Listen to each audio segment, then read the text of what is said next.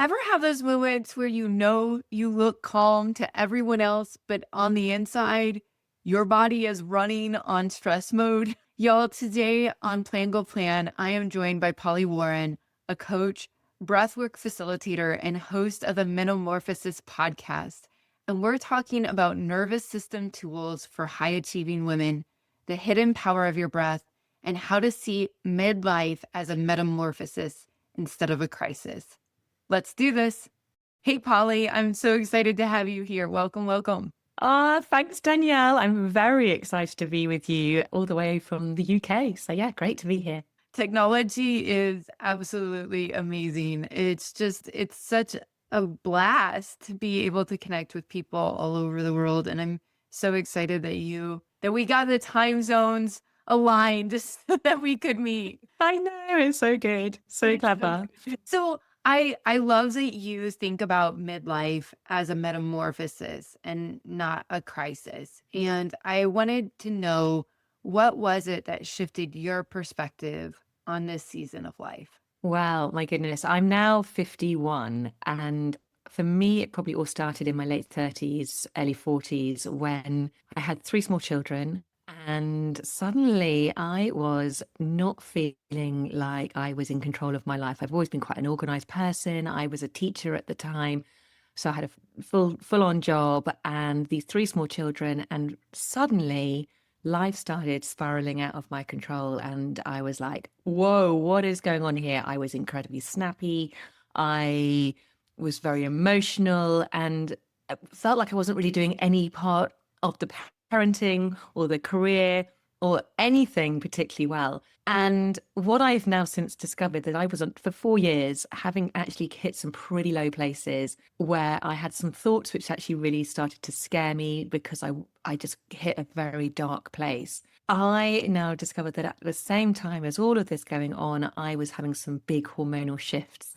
So I was entering perimenopause, which at the time was really not discussed. It was still very much a taboo subject. And here, thankfully, in the UK, that has really shifted.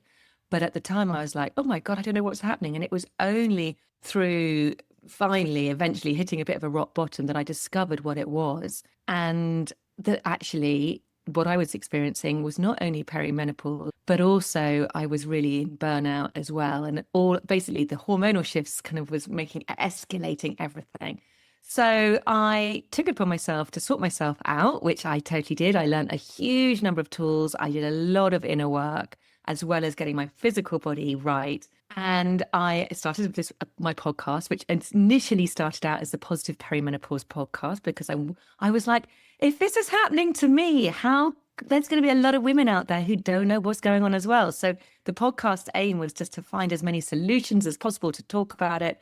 And that has since morphed into metamorphosis, because I suppose the transformation has come with me, because what I discovered is that this stage of life is actually an amazing opportunity to really become the best version of yourself. I think so many of us are just going through on this sort of autopilot mode. And actually, we can just, when we take time to unravel who we are and use tools which are out there and available to us, this is an amazing opportunity to really go into that next chapter feeling on top of your game. I love that. I love that so much. There's so many things about your story that parallel my own.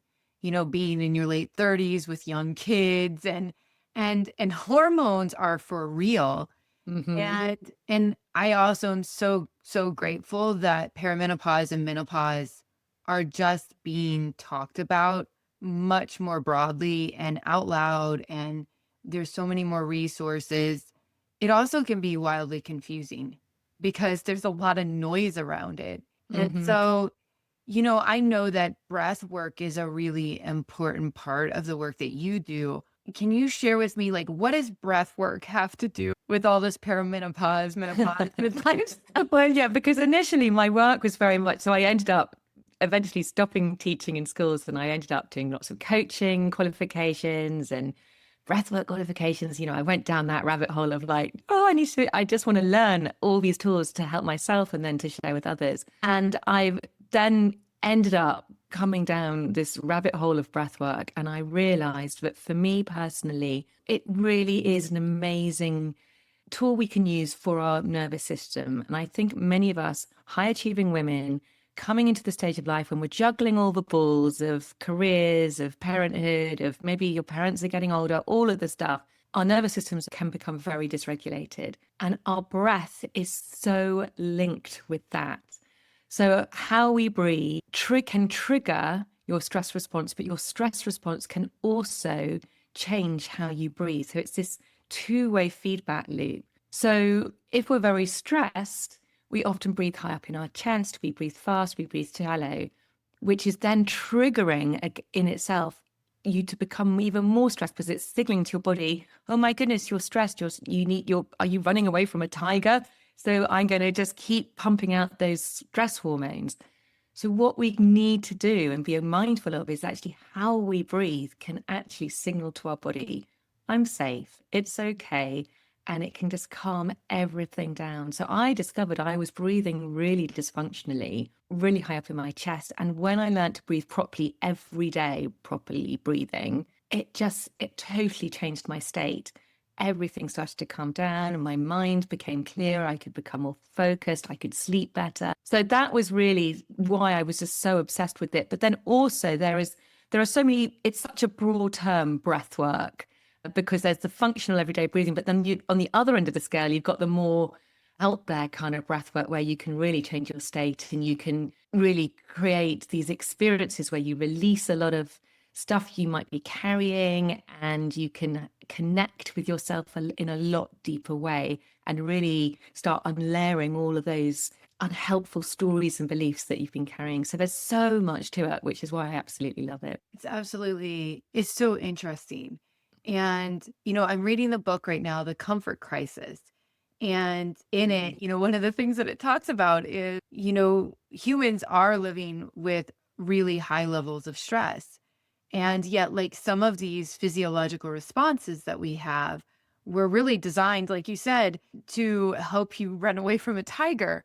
But instead, we're like stressed because we're like late for our yoga class, or, and that like our body doesn't need the same sort of maybe chemical releases, but we have to have some tools in place to help our bodies manage those things. And so breath work is just such a phenomenal one, like you said, just to help you breathe on an everyday basis, but that there are these other types of breathing too that can help us shift our state. And that can be so important.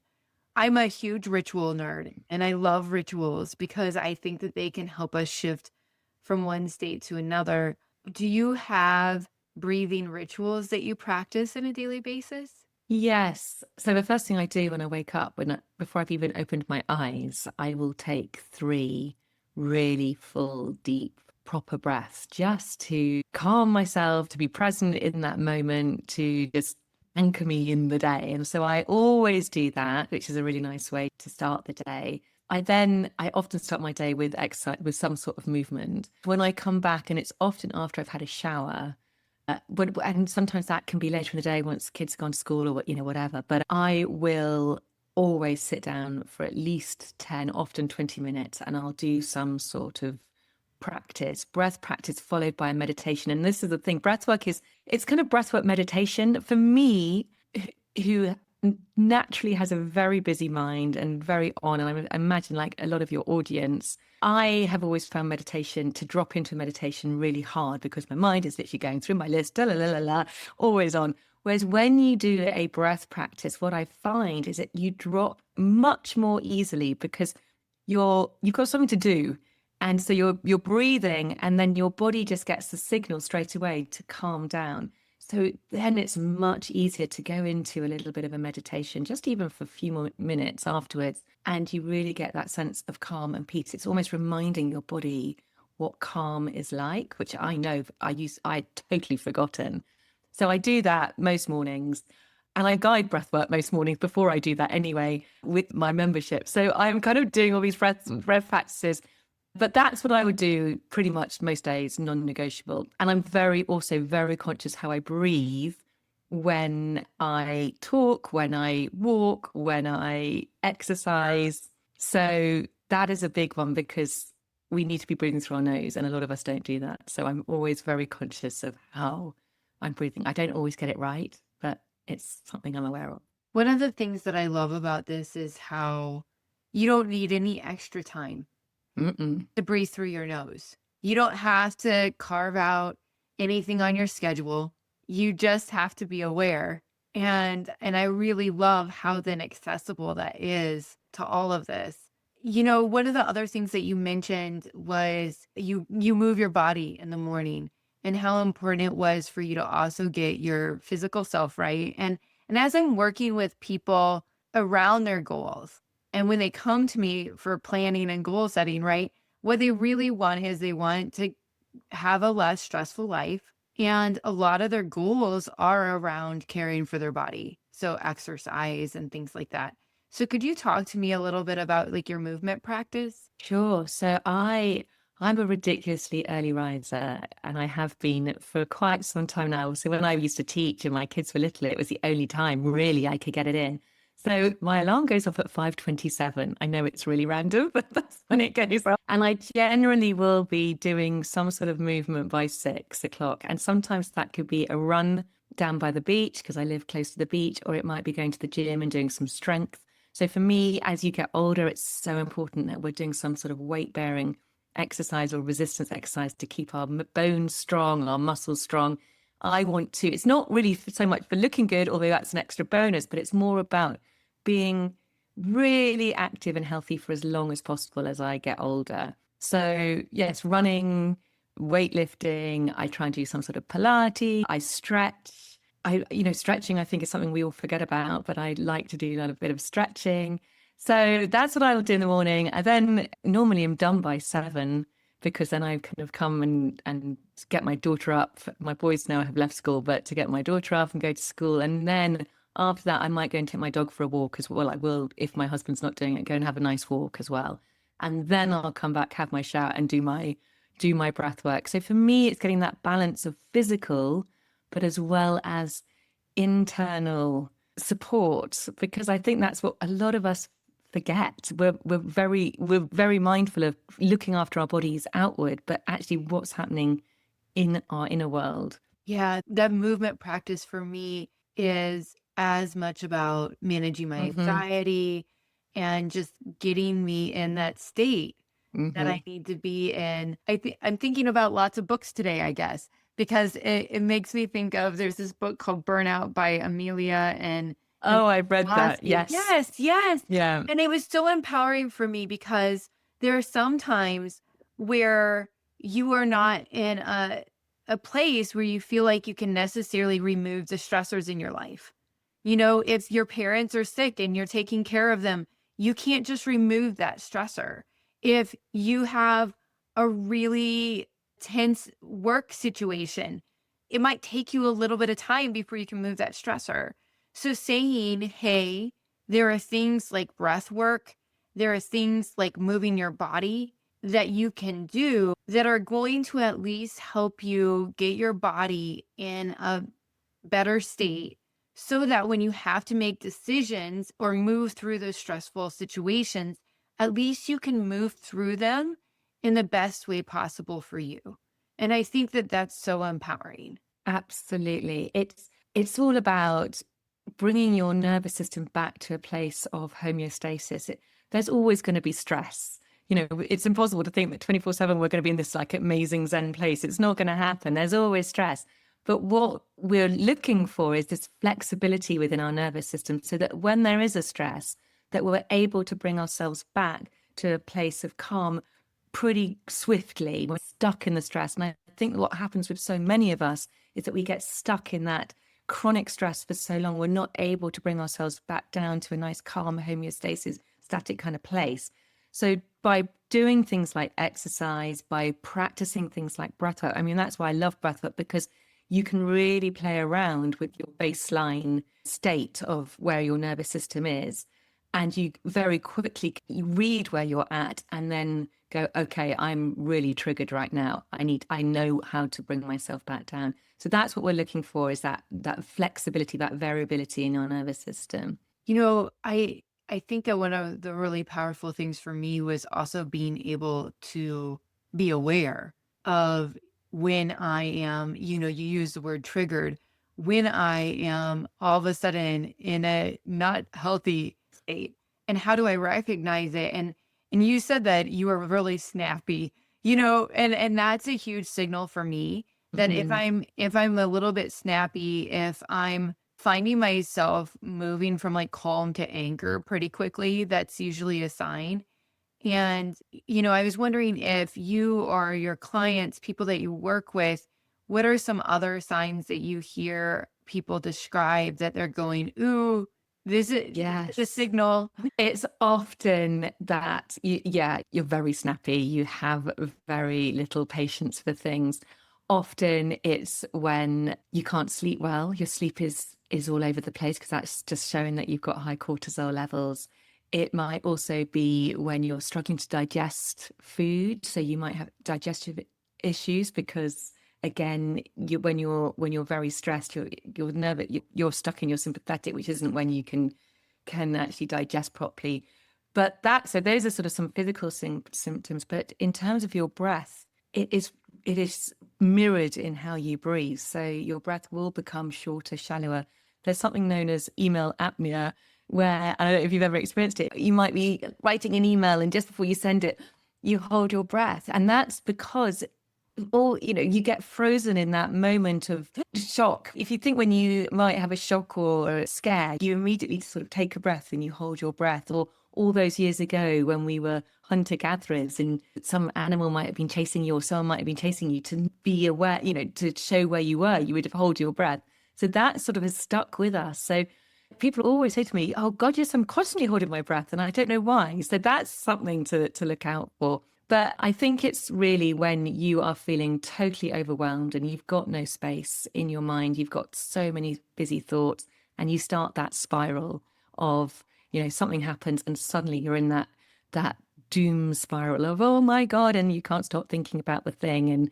And that is not a good sign. What we want to do is we want to stop you just before you go down that spiral of overthinking and overwhelm, really. First, I love the phrase email apnea. I'd never heard that, and it's so good. And then, kind of talking about the mind spiral, when I was in the muck of it myself, I know that I had convinced myself that those spirals were helping me. If I just think long enough, if I just ruminate long enough, I'm going to like think my way out of the situation. And it has been such a learning adventure to go, no, this is actually a sign. It's not protecting me. It's actually driving me into a worse state. And how do I come up with ways to really interrupt that? And yes, exercise and the breath work, the meditation work has been so helpful for me. Just that Mhm. practice of like coming back to your breath, coming back to your breath, and that pull is so, so important. And also, I think on that is just to be really aware of in those moments. So obviously, awareness, everything always starts with awareness. You've got to be aware of what the trigger is, being able to catch it and then alter your state by taking some deep breaths, by, there's various tools you can do in that moment to really stop that your body, to calm your body, but then also labeling that emotion, finding out what is that emotion. Is it anxiety? Is it anger? And so once a moment you can label it, going, oh my God, I'm feeling so pissed off right now, or I'm really feeling so anxious right now. Once you can label it, it just takes the sting out of it. It dissolves quite a lot of that emotion. And then you can start thinking, right, how do I move on? Can I, was it something which happened, which was in the past? If so, I need to just accept that that's happened and let it go. Or actually, is there something I can choose an action over? And then you can move forward and take that action rather than just being stuck in that frozen state, because that's not helping us anyway. I heard a really great phrase the other day, which was action absorbs anxiety, which I love because it's like we got to take some action to move out of that stuckness. Oh, I love that so much. And so often we're worried that the action is going to like lead to another doom spiral or something. And Yeah. yet like there's so much freedom and like let's just let's just try. Let's treat this as an experiment. Let's test out some action and just see what happens. And most of the time it releases that anxiety. And I love that saying. You know, I'm finding my 40s to be a really exciting decade, and I'm really looking forward to my 50s and 60s and beyond. And so, what are some ways that you help people see midlife as not too late, that this is actually a time for, clarity and growth and self-leadership? Oh, well, I mean, it's never too late and you're never too old. So I really do think this is a time to celebrate and to find the things that really truly light you up. I think a lot of women come to midlife frazzled because of the mental load, because of everything that they're carrying, because they're high achieving and they want to do well in their careers. And quite often they're at a pinnacle in their career, but they also might have a family and all of the things. So actually, it's about creating a little bit of space for you. And I think this is so important. I used to be the queen of busy, going, oh, I'm so busy. I've got no time. I know you're the queen of creating time, but that is so important because only when we give ourselves that space can we actually really start to figure out what is it really we want to be doing? Where is the joy? Like, we've only got this one life. We really need to live it to our fullest. So for me, it was when I started to calm my nervous system, when I started to carve space for me, that I was able to see, oh my goodness, I'm on the wrong path here. This is not my purpose. This is not what I want to be doing. So gradually, and you don't know all the answers and we have to be prepared to fail, but it's just turning the dial a little bit and saying, okay, I'm going to follow this because this is what I'm interested in. This is what lights me up. And and that has led me to where I am today. And I'm so grateful for it. So for me, that whole perimenopause experience, I am so grateful for because it was that wake up call to go, oh, okay, something's got to change here. I can't carry on this way. And it's led me down a path where I feel much more aligned with who I am, what I want to do. And yeah, I love it. I absolutely love it. Polly, you have such a peaceful, calm, and at the same time, vibrant energy. And it's been so fun being in your presence.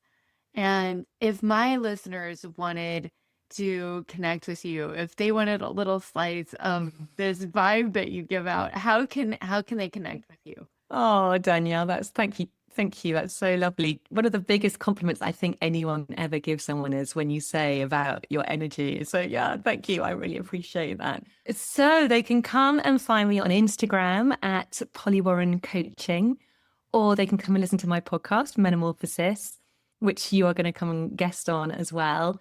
And on my website, pollywarren.com. So I run a membership so people can come and breathe with me live 3 times a week. I mean, time zones, I'm not sure if it will work, but there's always recordings.